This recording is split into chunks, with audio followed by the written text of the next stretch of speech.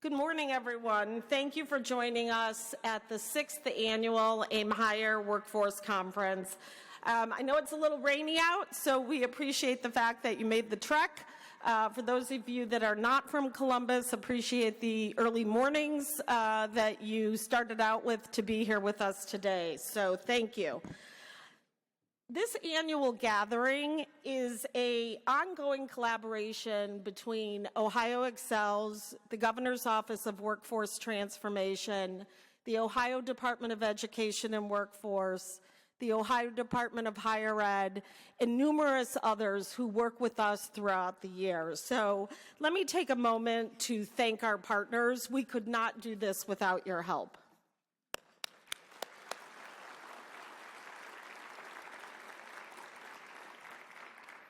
I probably should have checked to make sure everybody can see me over the podium, but I'm Lisa Gray. I'm the president of Ohio Excels, and as I said, thrilled to have you with us today. We are really excited about the speakers that we have for you, the breakout sessions. We hope you leave today learning something new, identifying something that you can take back to your districts in working with students. And we are ultimately, our goal is to create a sustainable ecosystem where education, business, and workers are seamlessly connected. And we know that most of you are the folks on the ground getting that done. You are where the rubber meets the road and absolutely critical to the work that we are all trying to accomplish. I'm going to kick off the program this morning by introducing you to my boss, Baiju Shah. Baiju is the president and CEO of the Greater Cleveland Partnership. Baiju serves, as I said, as the chair of our board, and I am deeply grateful for his leadership. Anybody that knows me knows that I am not easy to work with.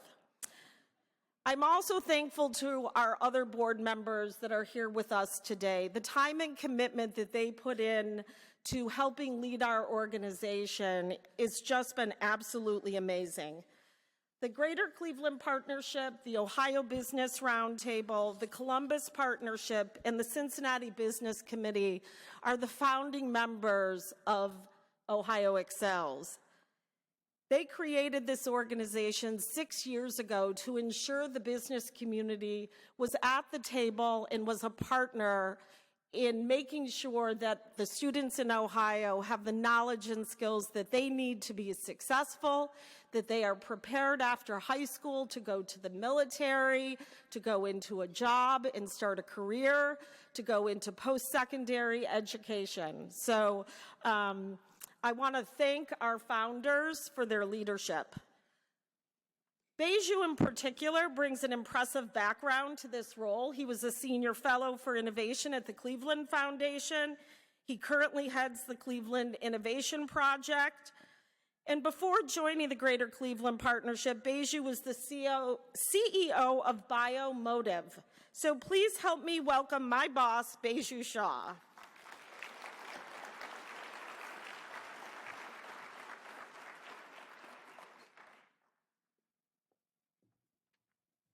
Thank you, Lisa. It's great to be here and see what I understand to be a record-breaking crowd for this, our annual conference in collaboration, as Lisa said, with the Governor's Office and so many great agencies across the state. I wanted to give you a few comments in just sort of opening. So as Lisa mentioned, I'm the president of the Greater Cleveland Partnership and also have the joy, Lisa, of being the chair of Ohio Excels, our partnership with the Columbus Partnership, the Ohio Business Roundtable, and the Cincinnati Business Committee and other organizations, really to be our voice on these important topics here in Columbus. Now, all of our organizations are CEO-led organizations. So if you're up in Cleveland, it's a Sherwin-Williams, it's a Cleveland Clinic, it's a Parker Hannifin, Eaton, also the Cleveland Guardians. For those of you that are baseball fans, I've told the Lieutenant Governor it's still baseball season up in Cleveland. There we go. But these CEOs, they come together really around a common civic or statewide mission around accelerating our economic growth and our economic prosperity. And being in the role that I have, it's a real privilege because you get to listen to what's on the minds of these individuals that are leading the organizations that employ many of our fellow neighbors and residents here in Ohio. And I wanted to give you kind of one example that's relevant for today. So there's a company in Cleveland that some of the Clevelanders here know called Swagelok. How many people in this audience know a company called Swagelok? Okay, more than I would have imagined. It's a pretty low-profile, low-key company. To give you a sense of what Swagelok does, it's been around forever. But the coolest thing that they do now, the thing that sort of bends my mind every time they tell me that they can do it, is they control atoms. They've got these little tubes, these little valves that can literally hold atoms and drop atoms one at a time. And that just sort of bends my brain because I can't even fathom what an atom is outside of like the textbook stuff that we've all seen.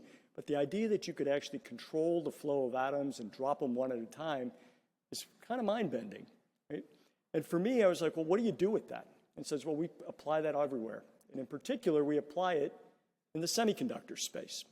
So every semiconductor factory in the world, they claim, I don't know if it's true, but let's call it at least over 80%, has Swagelok equipment because you can't etch the chips without Swagelok and those valves and the dropping of atoms one by one in atomic layer deposition. And that, of course, ties to something that's really important to our economy here in Ohio, but also around the world. So their biggest growth issue is not the technology. Their biggest growth challenge is talent. And if you talk to their CEO, Jim Cavoli, what you'll learn is they are taking an all-of-the-above approach creatively to find the talent that they need. So certainly it's around high school students and getting students introduced to manufacturing positions and technical roles, and that's working with our public schools, our parochial schools, our private schools all around the greater Cleveland area. Continues on when students are in community colleges and colleges through internship programs and co-ops, where they're trying to get individuals introduced into an organization that, again, is not kind of a consumer-facing organization. You know, you grow up and you're going through school, you're going through college, you're going through community college, you probably have never heard of Swagelok. You have no idea of what they're doing in these nondescript buildings. And so they're trying to get that exposure to get people introduced to say, this is really amazing. If you want to create the future, you want to work at a place like ours. But they continue it further. So they work closely with veterans, individuals that are returning back to our civilian forces, and they find new programs to make sure that veterans are able to transition their learnings and their skills and their discipline into their organization. And they take it further, and they also work with military families, because military families are mobile. They're often, asked to move into different parts of our country, if not different parts of the world, and the traveling partner needs a role. And so they found creative ways to engage those individuals. And then finally, they're looking at transitioning workers that are in the workforce today. And this is the other thing that kind of bent my head. So I said, Jim, where do you find your best workers? Okay, think in your mind manufacturing workshop, right? They're manufacturing these gas valves. They control atoms. They're dropping them on chips. Single greatest source of talent for the manufacturing workforce? Healthcare. And I was like, why would healthcare workers be interested in manufacturing? And why would you be thinking that healthcare workers would be the ones that you should be going after? He goes, well, it's simple, right? They discovered it because healthcare workers have a discipline. They've shown up, they work in a highly regulated environment. They have to follow standard operating procedures because important things matter in the healthcare space, namely our health, our lives, right? And so these individuals have all the skills and traits that are required to be a strong, disciplined manufacturing worker. They just don't know that they've got what they need. And so Swagelok has now started programs to transition individuals from healthcare into the manufacturing environment. And I use this example because this is what companies are doing. And it's really sort of why the conversations we're having here today are more important than ever. Our work is needed now more than ever in our community because these are pretty exciting times in Ohio. You're going to hear from our next speaker, the Lieutenant Governor, a lot about what's going on, but it's exciting and it's challenging. And it's not just about the high-tech industries that we've been bringing to state and are starting to take root, bringing new technologies and helping to shape the future. It's not just high-tech businesses because, as we say, every business is now a tech business. And the corollary to that is every worker, in one way or another, is now a tech worker. Think about how technology has transformed the work that everyone in this room is probably doing. If you're working, whether it's in a production environment, a service environment, in an office environment, you're leveraging technology. And over the last couple of years, we've all been learning about what AI can do to everything that we are touching, whether it's in our workplace or in our personal lives, right? We're leveraging that technology to do research. We're leveraging it to draft summaries, analyses, recommendations, maybe even prepare remarks to give to crowds like this. These are the opportunities that are out there, but that's also the new demands that are there for all of us as participants in this system that all have the same mission, the same passion that we want to grow Ohio and we want to grow Ohio for Ohioans. It just changes it creates new challenges, new opportunities, and new demands that can only be fulfilled by having this comprehensive and forward-thinking approach for education and workforce development that's committed to not only preparing students to join the workforce here in Ohio, but that's actually preparing them and continuing that preparation for lifelong learning. We can't stop when people enter the workforce because the technology just continues to change. So I'm confident that our discussions today will be rewarding and motivating, and one that will hopefully continue to advance our shared goals of ensuring Ohioans have great access to that learning and training and employment, but also that Ohio employers have great access to that talent to continue to support their growth here. That's where these two things connect. And as Lisa said, the business community came together 6 years ago to form Ohio Excels, because we recognized that our voice was missing in these conversations and had an opportunity to inform these conversations. Since day one, we've been steadfast in our belief that our perspective adds to these conversations. And embedded in our values in our work are the elemental truths that investing in people, whether it's in education and development or on ongoing learning and workforce training, is one of the best investments we could be making as a state. Simply put, we want all of our students, what we want for all of them, and we want for all of our neighbors and residents what we want for our own families. We want them to have access to high-quality support and a high-quality system that launches them to have fulfilling careers that lead them to also help us grow Ohio.